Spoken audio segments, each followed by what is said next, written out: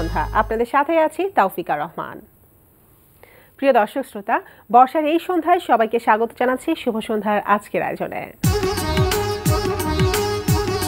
শুভ সন্ধ্যায় আজ থাকছে এনটিভি হাইলাইটস এবং মুক্তিযোদ্ধা, অধ্যাপক এবং জনপ্রিয় অভিনেতা জিয়াউল হাসান কিসলুর সঙ্গে আলাপচারিতা। প্রথমে এনটিভি হাইলাইটস।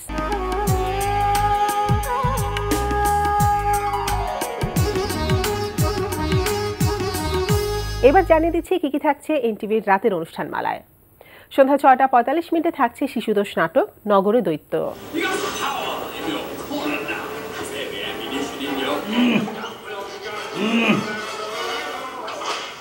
কাবুকি নখরা বেশি, বন্ধ করো বন্ধ করো, কিচ্ছু হয়নি, ফালতু, বন্ধ করো।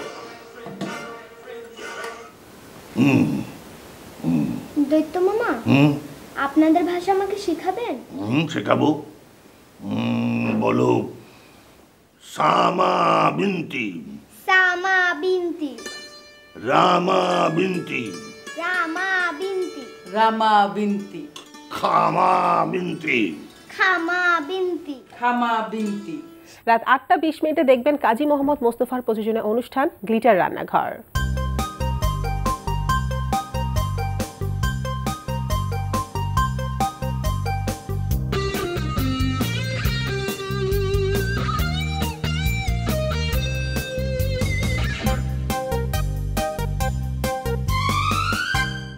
রাত 9টায় প্রচার হবে ওয়াহিদুল ইসলাম শুভ্র প্রযোজনা অনুষ্ঠান স্টাইলস অ্যান্ড ট্রেন্ডস।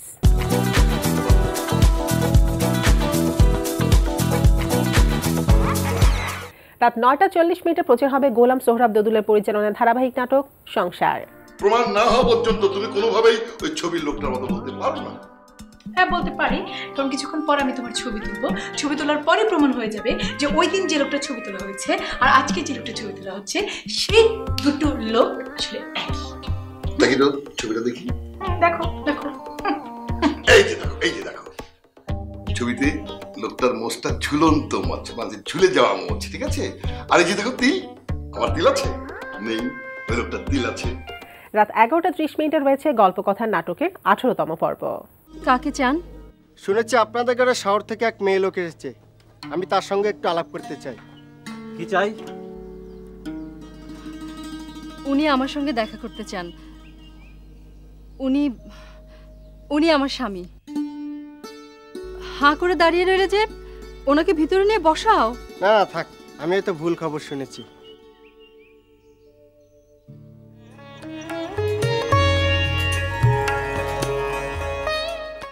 রাত 12টা 10 মিনিটে থাকছে টক শো এই সময়।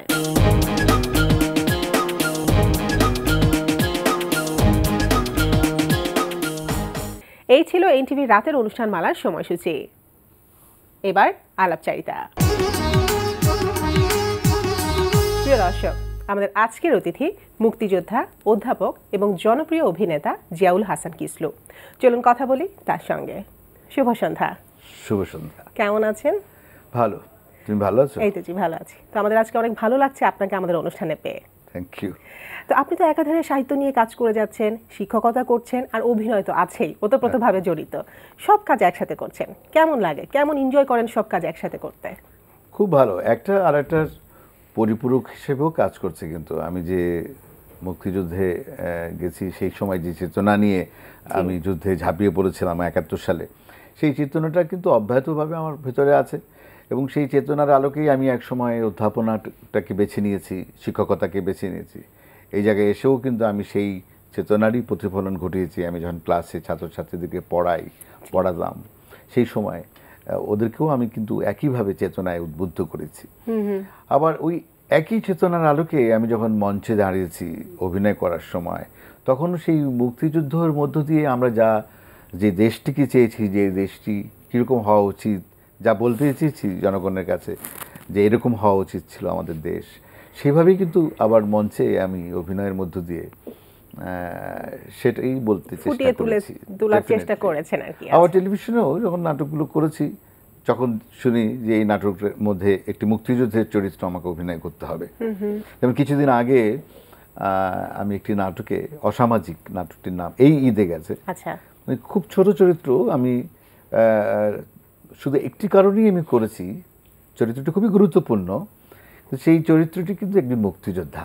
আচ্ছা, তো যখন বললো যে একটু মুক্তিযোদ্ধার চরিত্রে আমাকে অভিনয় করতে হবে, তখন শুনে চরিত্রটি কত ছোট বা কি এটা আমি বিবেচনা করিনি, না করতে তখন আর পারেননি আর কি। জি, তো এভাবে আমি সব কিছুর মধ্য দিয়ে আমি আসলে সেই চেতনাটাকে যেটা ধারণ করেছি সেটাকেই কিন্তু বিভিন্নভাবে আমি উপস্থাপন করার চেষ্টা করছি। আচ্ছা আচ্ছা, তাহলে এখন এই যে অভিনয় নিয়েও তো এখনো ব্যস্ত সময় কাটছে, থিয়েটারে তো কাজ করছেন, অনেকদিন ধরে কাজ করে যাচ্ছেন, নাটক করছেন, ফিল্মেও কাজ করছেন, সেই অভিনয়ের ব্যস্ততা এখন কেমন কাটছে?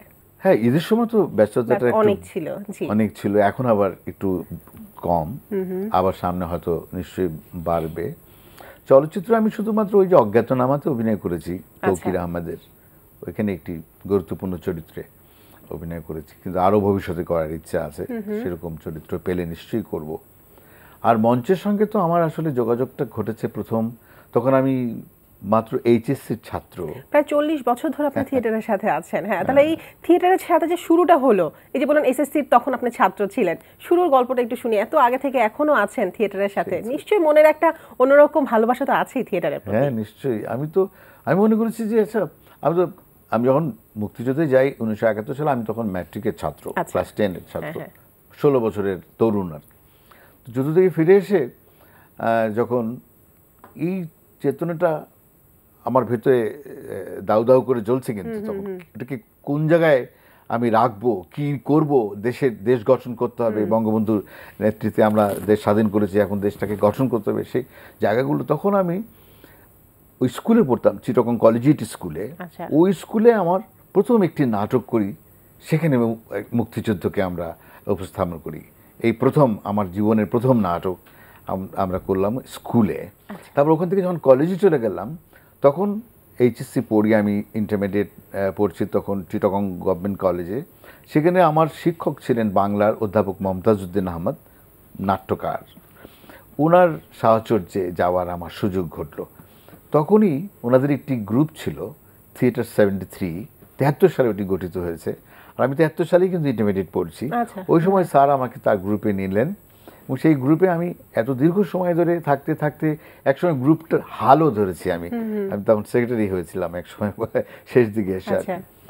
তো তখন আমরা যে নাটকগুলো করতাম মঞ্চে, সেই সব কিছুর মধ্যে দিয়েই তো আমরা আসলে দেশ গঠনের কথা বলেছি, বা দেশের যে অবক্ষয় তখন কিছুটা চলছিল, একটু সদ্য স্বাধীনতা প্রাপ্ত দেশে কিছু সমস্যা যাচ্ছিল, সেগুলো সব কিছুই আমরা মঞ্চের মধ্যে আমরা উপস্থাপন করেছি, জনগণকে বোঝাতে চেষ্টা করেছি যে দেশটা, আমরা ধর্মনিরপেক্ষ একটি দেশ চেয়েছি, আমরা একটি জাতীয়তাবাদী আমরা একটি দেশ চেয়েছি, সমাজতান্ত্রিক একটা দেশ চেয়েছি। সেই দেশে সেই কাঙ্ক্ষিত জায়গায় যেতে হলে আমাদের কি করা উচিত, কিভাবে দেশটিকে গঠন করা দরকার, এই সব কিছু তো আমাদের মঞ্চের মধ্যেই আমরা জনগণের কাছে উপস্থাপন করার চেষ্টা করেছি। এখন তো আপনি নাগরিক নাট্য সম্প্রদায়ের সাথে আছেন, তো কবে থেকে নাগরিক নাট্য সম্প্রদায়ের সাথে সম্পৃক্ত হলেন আপনি? আমি 1982 সাল থেকে নাগরিক নাট্য সম্প্রদায়ে কাজ শুরু করেছি। 82 সালে আমি চট্টগ্রাম বিশ্ববিদ্যালয় থেকে বাংলা সাহিত্য নিয়ে স্নাতকোত্তর পড়াশোনা শেষ করে আমি চলে এলাম ঢাকায় এসেই আমি নাগরিক নাট্য সম্প্রদায়, এদের সাথে আমার আগেই যোগাযোগ ছিল। অনেকবার আমরা নাগরিককে, ঢাকা থিয়েটারকে চট্টগ্রামে আমন্ত্রণ জানাতাম নাটক করার জন্য। আমি তখন চিটাগংয়ে শীর্ষস্থানীয় গ্রুপ থিয়েটার 73-তে কাজ করছি।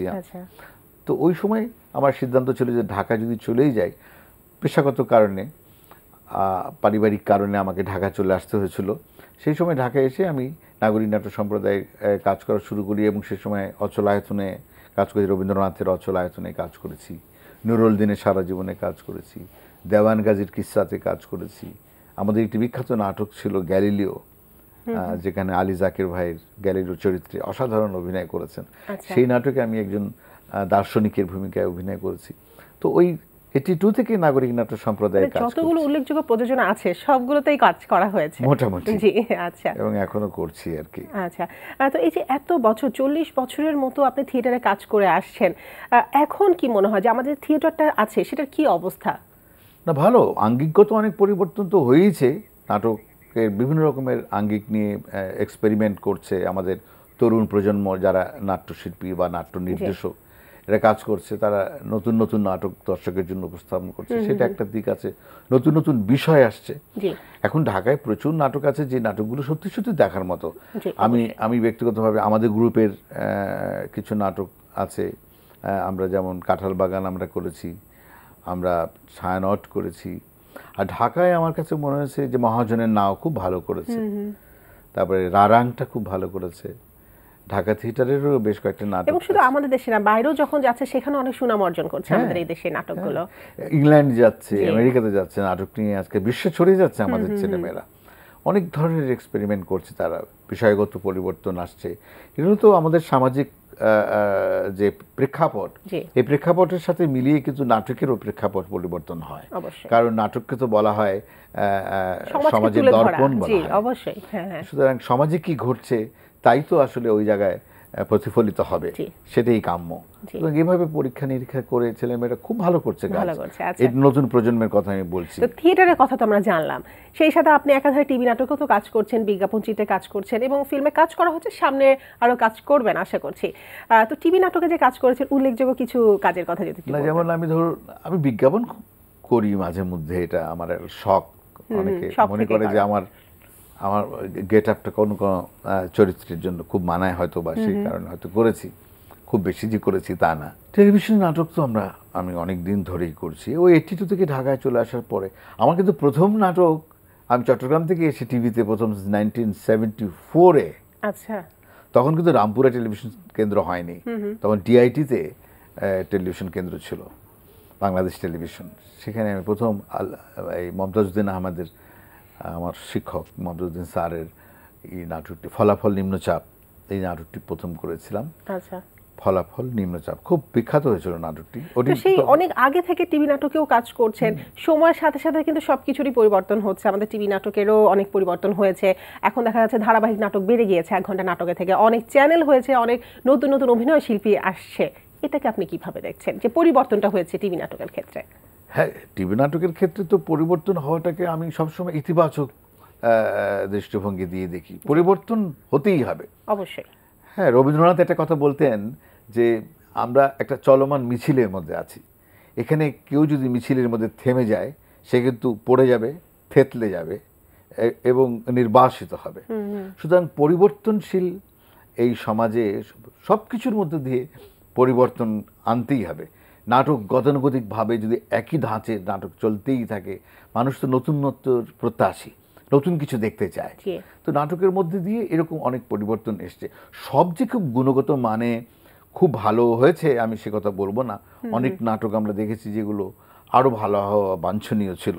আবার আপনাদের সমাজে দেখা গেছে এত সুযোগ ছিল না তখন কাজ করার, প্ল্যাটফর্ম তো ছিল না। এখন এত নতুন নতুন চ্যানেল, নতুন নতুন কাজ করার সুযোগটা পাচ্ছে নতুন যারা তরুণ প্রজন্ম, যারা অভিনয় করতে যাচ্ছে, তারা কেমন করছে আপনার কি মনে হয়? তরুণ প্রজন্মের সবচেয়ে একটা ইতিবাচক দিক আমার কাছে মনে হয়েছে যে এখন কিন্তু প্রফেশনালি এটাকে নিচ্ছে।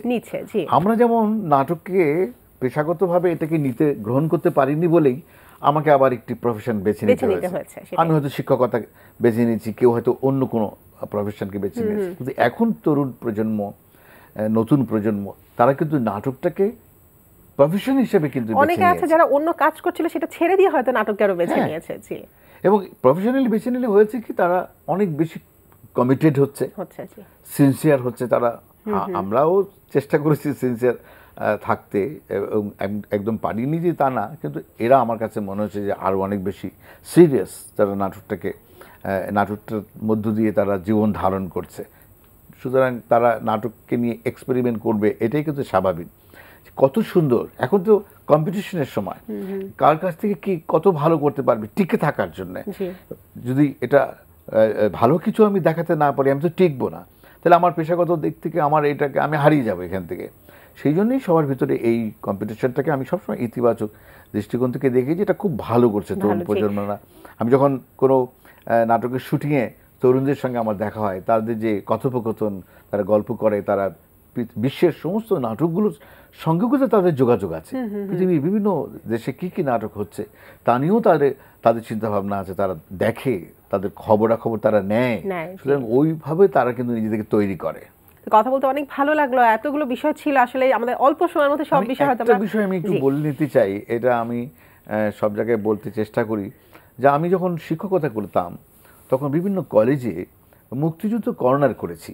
আচ্ছা, মুক্তিযুদ্ধ কর্নারটা হচ্ছে যে প্রত্যেকটি কলেজে বা প্রত্যেকটি স্কুলে একটি বিশেষ জায়গার মধ্যে মুক্তিযুদ্ধকে পাওয়া, যে সেখানে বই পুস্তকের মধ্যে পোস্টারের মধ্যে মুক্তিযুদ্ধের দলিল থাকবে, মুক্তিযুদ্ধ চর্চা কেন্দ্র।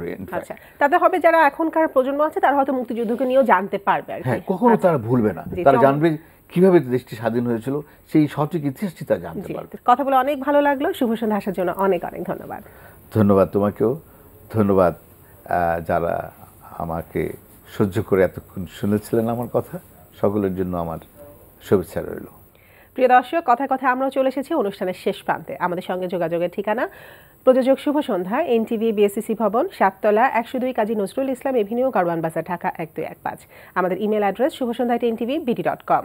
এনটিভিতে সম্প্রচারিত সংবাদ ও অন্যান্য সকল অনুষ্ঠান দেখতে লগ ইন করুন www.ntvbd.com-এ। সবাই ভালো থাকুন, নিরাপদে থাকুন। শুভ সন্ধ্যা।